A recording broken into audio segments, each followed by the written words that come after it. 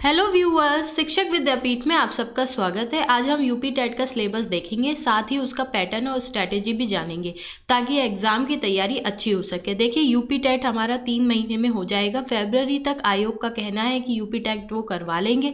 यदि आपने वो वीडियो नहीं देखी है तो मैं उसका लिंक आपको डिस्क्रिप्शन बॉक्स में दे दूँगी, आप वो देख सकते हैं।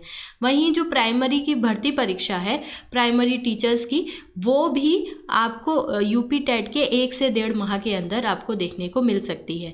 इस नोटिफिकेशन के बारे में भी जब आयोग ने कहा था तो उसकी वीडियो भी हमने बनाई हुई है। हम आपको दोनों वीडियो डिस्क्रिप्शन बॉक्स में दे देंगे, आप वो वीडियो भी देख सकते हैं। ये वीडियो इंग्लिश और हिंदी दोनों में है। तो सबसे पहले हम जो पैटर्न है वो देख लेते हैं और मार्किंग स्कीम क्या है।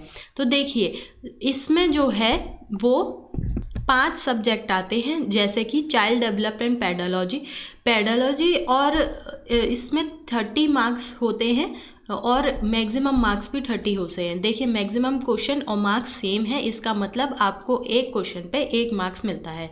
मैथमेटिक्स के भी 30 मार्क्स का क्वेश्चंस होते हैं और लैंग्वेज 1 और लैंग्वेज 2। लैंग्वेज 1 तो हिंदी ही रहती है, परंतु लैंग्वेज 2 में आप इंग्लिश, उर्दू, संस्कृत कुछ भी चुन सकते हैं। वहीं इन्वायरमेंटल स्टडीज़ में भी 30 मार्क्स का होता है और 30 ही क्वेश्चन होते हैं। 150 मार्क्स का और 150 क्वेश्चन का ये एग्ज़ाम पेपर होता है। ये जो यूपी टेट होता है ये थोड़ा सिंपल होता है सुपर टेट से, क्योंकि सुपर टेट में आपके 14 सब्जेक्ट आते हैं। जी हाँ, 14 सब्जेक्ट्स। तो आरंभ करते हैं सबसे पहले बाल विकास और शिक्षण विधियों से। देखिए, ये 30 प्रश्न होते हैं इसके। और बाल विकास में कक्षा 1 से 5 तक 6 से 11 आयु समूह के लिए प्रासंगिक 15 प्रश्न तो इससे ही होते हैं।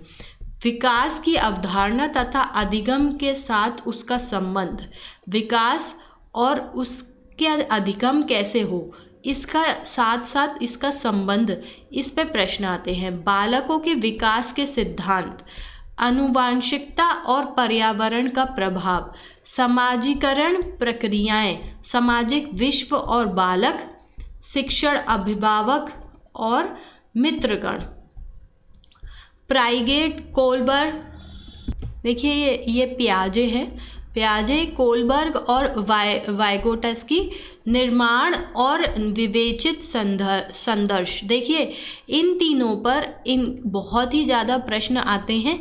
इसमें थॉर्नडाइक और होता है, तो इन चारों पे बहुत क्वेश्चंस आते हैं। बाल केंद्रित और प्रगामी शिक्षा की अवधारणाएं, बौद्धिकता के निर्माण का विवेचित संदेश और बहुआयामी बौद्धिकता, भाषा और चिंतन समाज निर्माण के रूप में, लिंग भूमिकाएं, लिंग पूर्वाग्रह और शैक्षणिक व्यवहार, शिक्षार्थियों के मध्य व्यक्तित्व विभेद, भाषा, जाति, लिंग, समुदाय, धर्म आदि की विविधता पर आधारित विभेदों को समझाना, अधिगम के लिए मूल्यांकन और अधिगम का मूल्यांकन के बीच अंतर, विद्यालय आधारित मूल्यांकन, सतत एवं व्यापक मूल्यांकन, संदर्श और व्यवहार। देखिए, इस पर भी बहुत क्वेश्चंस आते हैं सतत एवं व्यापक मूल्यांकन पे। शिक्षार्थियों की तैयारी के स्तर के मूल्यांकन के लिए कक्षा में शिक्षण और विवेचित चिंतन।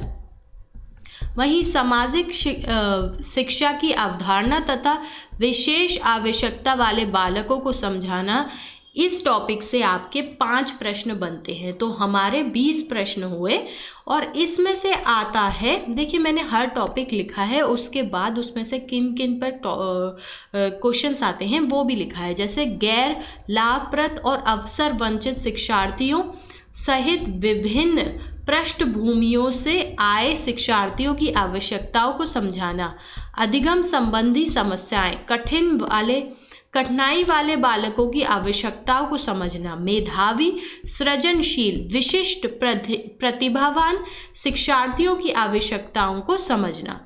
तो इन तीनों पर इस टॉपिक से सबसे अधिक प्रश्न आते हैं और समावेशी शिक्षा से अधिकतर 5 प्रश्न देखे जाते हैं। वहीं अधिगम और अध्यापन से 10 प्रश्न और इनमें है बालक किस प्रकार सोचते हैं और सीखते हैं, बालक विद्यालय प्रदर्शन में सफलता प्राप्त करने में कैसे और क्यों असफल होते हैं, अधिगम और अध्यापन की बुनियादी प्रक्रिया बालकों की अधिगम कार्यनीतियों, समाज क्रियाकलापों के रूप में अधिगम के सामाजिक संदर्भ, एक समस्या समाधानकर्ता और एक वैज्ञानिक अन्वेषक के रूप में बालकों में अधिगम की वैकल्पिक संकल्पना, अधिगम प्रक्रिया में महत्वपूर्ण चरणों के रूप में बालक की त्रुटियों को समझना, बोध और संवेदनाएं, प्रेरणा और अधिगम की में योगदान देने वाले कारक जैसे कि निजी एवं पर्यावरणीय। तो अधिगम और अध्यापन से आपके जो 10 प्रश्न हैं उसमें इन विषयों को देखा जाता है।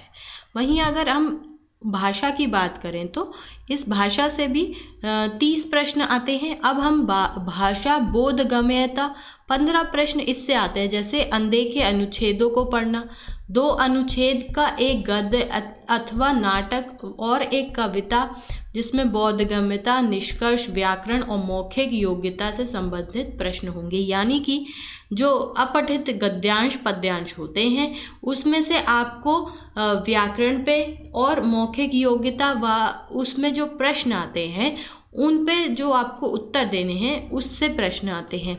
अनुच्छेद साहित्यिक, वैज्ञानिक, वर्णनात्मक अथवा तर्कमूलक हो सकता है।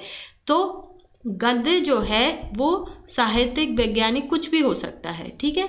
भाषा विकास का अध्ययन, अधिगम और अर्जन, भाषा अध्यापन के सिद्धांत, सुनने और बोलने की भूमिका, भाषा का कार्य तथा बालक इसे किस प्रकार का एक उपकरण के रूप में प्रयोग करते हैं, मौखिक और लिखित रूप में विचारों के संप्रेषण के लिए किसी भाषा के अधिगम में व्याकरण की भूमिका पर निर्णयाकर संदर्श, एक भिन्न कक्षा में भाषा पढ़ाने की चुनौतियाँ जैसे भाषा की कठिनाइयाँ, त्रुटियाँ और विकार, भाषा कौशल, भाषा बोधगम्यता और प्रवीणता का मूल्यांकन करना जैसे बोलना, सीखना, पढ़ना और लिखना।